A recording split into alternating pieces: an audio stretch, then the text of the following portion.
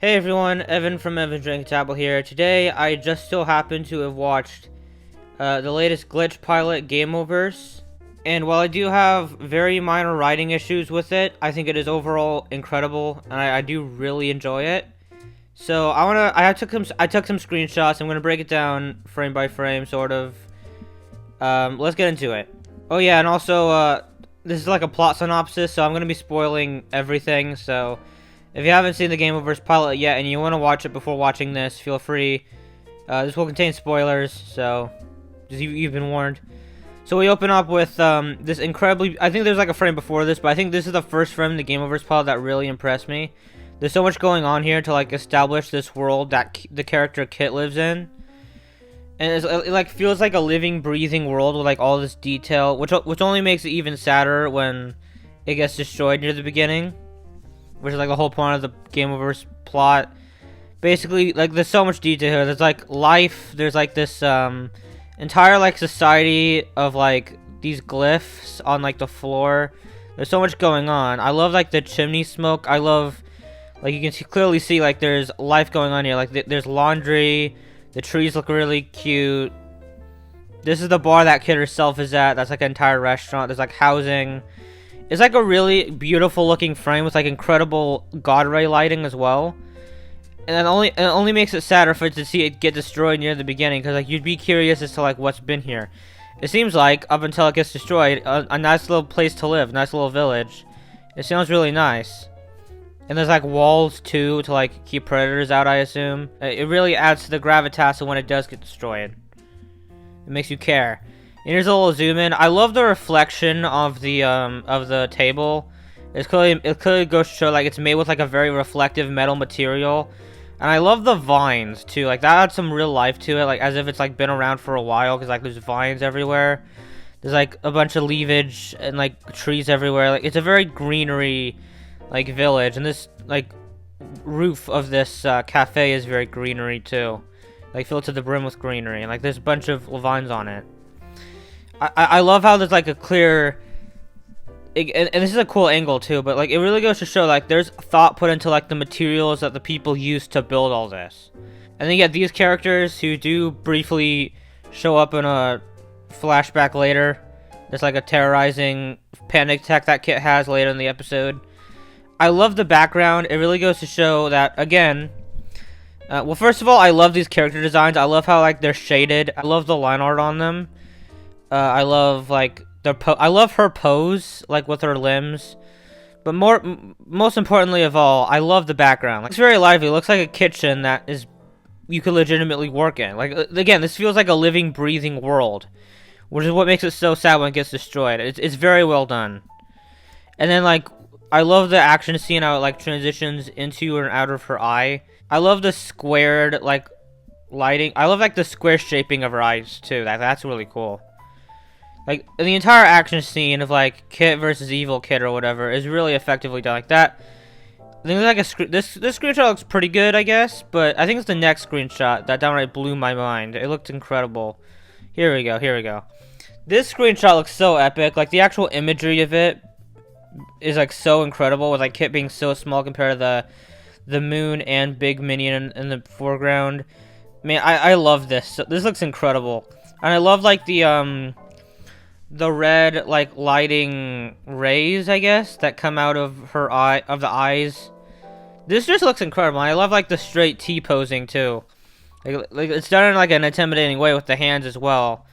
Like it doesn't look like a stupid T pose. It looks like legitimately intimidating with like how the hands are curved down. It looks incredible. And then we have like a magical girl transformation sequence. It looks pretty epic. And I love like the final form, how the rock character, whose name I don't remember, Caboodles I think. Like, he's like her literal shoulder of her, like, suit. And the suit itself looks really cool as well. I love the goggles. That imagery is also really cool. Like, this is when the planet gets destroyed. That's when you see the village get destroyed. All these people dying. It's great. Like, it is really effectively done. And, like, she's, like, crying. And then this to, like, establish the title card is so cool. Like, he, like this guy... I don't remember his name, but I think they might have mentioned what his name probably is later in the episode. Like, slightly shortly after, but I don't remember what the name is. But, like, he like poses his hand down at her and tells her like join him. Like, it's beautiful. I love this imagery so much. And like, yeah, then we wake up and like it says same dream, but like it's implied that no, this actually did happen. Like, yeah, like it seems at first like, oh, it was just a dream sequence, but no, like this actually happened because of what we see shortly after with these screenshots. I think this is a really establishing shot of cinematography to like focus on, to establish no, it wasn't just a dream sequence. It's clearly like her reminiscing on a flashback and her being terrorized, right? It actually did happen. I think this is a good way to establish it. Next up, we have like the first screenshot of like this character they rescued. I forgot his name, but the Lornosaurus that they rescue. He's like playing an educational game, and I love this delivery. Like the guy who plays the ball, I don't remember who it is. I think it's just Slat. I haven't seen any of his videos, but I know he's like a YouTuber. The way he says "I would have left him for dead" is like so quickly and wittily delivered that it makes me laugh so hard. Like I think that was just effectively done, and I loved like the background of this spaceship they're in too. Like it looks like a living spaceship. It looks like a operational spaceship with all the detail put into like the controls and all that. And I love this frame. Like I love the exaggerated wackiness of the face here. It is so cute. It's so cute. And then like this ship, it's not like the most epically bigger compared to the other ship ever, but like it does look quite a bit bigger, I guess. This is when we're introduced to the minion characters. My favorite of the two being the paper guy, played by I think Michael Cusack. I think he's like a voice actor. Not Michael Kovac, by the way, someone else. And we'll get to that in a sec. He like establishes himself like, I'm gonna shoot the ship, and then he just like bam, bam, bam, bam, like an FPS game where we're trying to shoot the ship. It's really funny, but like that's how like it actually tries to shoot the ship. It's really cute, and I love this frame. I just love like the exaggerated wacky faces of animation you can do. It's so well done here. Like this is so beautiful. Like this is actually so exaggerated and wacky, and I love it. I love Kit's tongue and like how it's like zigzagged as well. Then they crash land on the Flappers planet. You see like. I think there's like good foreshadowing in this scene where like Jaslat Rock, I don't remember his name, sorry, is like talking to this eagle and basically like venting about everything. But then he says, "Good thing you can't hear me, otherwise we'd be screwed." And I think that's a good way to foreshadow the whole something that happens later in the episode where Kit breaks to Flappers what would happen if he won the game. And you're not supposed to do that as is established, because otherwise everything just gets destroyed if you just tell people about the Gameoverse, which I think is a good way of getting rid of the loophole of like, oh, why don't you just tell characters what's gonna happen if they win? But like, no, you can't do that. 'Cause, like, I think that's a good way to get rid of the loophole there. I think that loophole actually being established, that lack of a loophole being established, is very well foreshadowed by that little like line of dialogue as Jaslat is talking to the eagle. I think that's very well done. Then we have like in the game world. This is so beautiful. Like the whole I love like these frames that's like in-game pixel art, and the pixel art itself looks so good. Kit pixelated, especially, just looks so pleasing, and I love like the smile. And I love it's incredible pixel art. Like not just the characters, although that's also true, but like the actual world map is like so accurate to like how world maps in retro games looked, with like the little mini circles leading to each level, and like the actual coral background is so beautifully pixel arted and done. The coastline between like the surface and the underwater is especially so well done. It's like all so white and like pretty and so good. And that ship is very well pixel arted too. And that might be one of the best pixel art palm trees I've ever seen. I don't remember how many pixel art palm trees I've seen, but I think that might be the best one I've ever seen. That looks so beautiful. And then they meet Flappers. I don't think they realize it's him at first, but then they kind of follow him to the village. And I love that little smile he does, like, as in this pixel art form. And this village, like, from the 2D map, looks so beautiful as well. It looks so, like, colorful. And after Jaslat, oh yeah, because, like, there's a whole side plot of after Jaslat is talking to the eagle, he gets chewed up by snappers, who doesn't realize snappers at first, but, like, he eventually gets spat out because he's annoying the snappers. And, like, they end up talking, and they end up realizing that Snappers is, like, the villain, so they have to help him. Then we have the actual cartoony version of that same village. What I don't think it looks as good as the pixel art version, but it does look cute, I guess. Looks a bit flat, like at some points, but maybe that's the point. I don't know. It looks nice though. It looks nice. It looks like Bikini Bottom, but not quite as lovely, but it does look nice, I guess. Then like it has like this nervous flashback, like when she sees like these villagers at this village that like remind her of her hometown, and then it turns into that. Holy crap, that's terrifying. Like she ends up having a nervous big breakdown. It's actually kind of tense. And then we skip forward to the villains. Cusack is put on a paper. He's like hammered to like the wall, and yeah. Flappers, he collects the coins. I really do like how like this feels like a video game level, like a video game. Each planet's probably gonna feel like a video game. It's really cool. Flappers, my favorite thing about this frame is like the score that plays in the background. It's like such a beautiful like dolphin score that you hear in the background. It's so cute. And then like there's this entire plot line where he can't really read. It's so funny. But like he can't even read the words "Take me, I'm a magic map." So like the paper has to start talking to him. And okay, so something I really don't like about this pilot, and like it's probably the only flaw. Well, I guess there's a few things.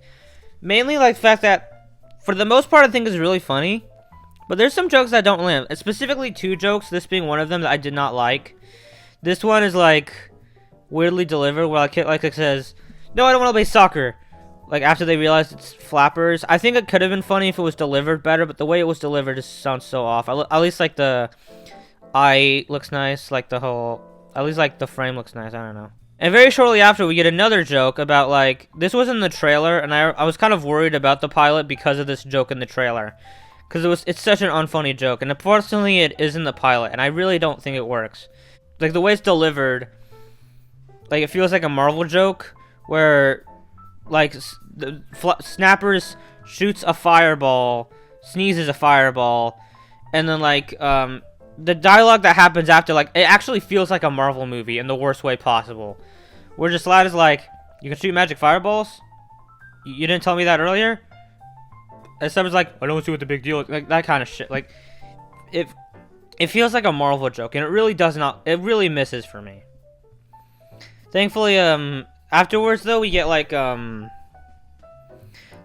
whole thing I mentioned earlier about, like, the whole... Kit tries to tell Snappers... Flappers about what's gonna happen if he wins the game. But then we realize, like, why you can't just do that, and, like, it alleviates a big loophole. And, like, even the villain character is like, "What, are you crazy?" Because he's probably gonna die, too. And then, like, she has, like, an existential crisis when everything goes back to normal. It is so terrifying. And then it gets undercut by another thing that it's not really even meant to be a joke. I think it's meant to be taken seriously. "I'm a Learnosaurus, Kit. That's what I do. I learn." Like, I'm sorry, but that's such a cheesy, like, line.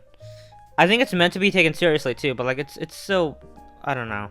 And then we have, like, the, of course, the whole montage of Flappers and Snappers training to fight each other. This is a really funny joke where, like, Flappers asks if the lady henchman is Mrs. Paper.